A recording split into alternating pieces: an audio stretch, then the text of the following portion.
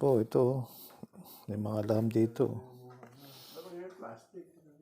Bigay sa amin.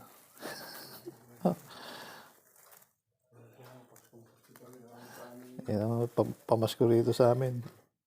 Isang tipak na laham. Kapsa. Yan lang. Yan ang handa sa Pasko rito sa Saudi. Yan ang buhay namin dito sa Saudi pag Pasko. Wala. Malungkot. Malungkot ang mga Pasko rito. Bawal kasi rito yung Saudi.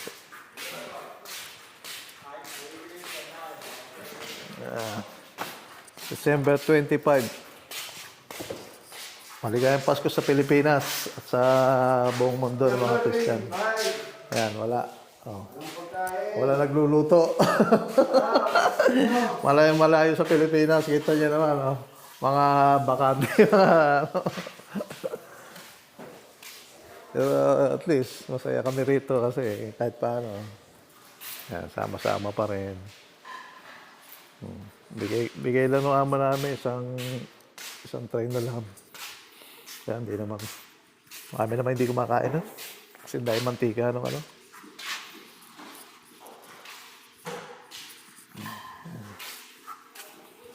So, tayo naman. Simple-simple mga, ayan, paring money. Wala. Yan ang Pasko rito sa Saudi.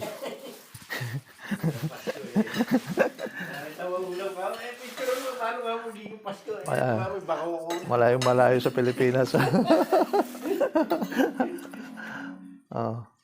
Malayo-malayo sa Pilipinas. So, munggo ulam. Malayo-malayo sa Pilipinas ng mga menudo, lechon, embutido, wala. Bayo, akala nyo, masarap ang buhay namin dito. Hindi, Diyan sa Pilipinas, masaya. Kami dito talagang trabaho lang. Ito sa India, wala rin. Kaya nga, walang Pasko rito. Hindi uso Pasko rito. May trabaho pa. May pasok kami. Bawal ang Pasko rito. Kaya akala nyo, ganyan lang. Simple-simple lang ang buhay.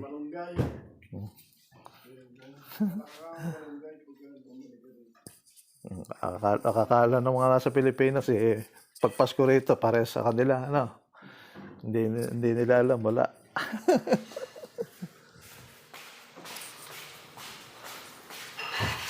Yan, ang buhay namin sa Saudi pag Pasko.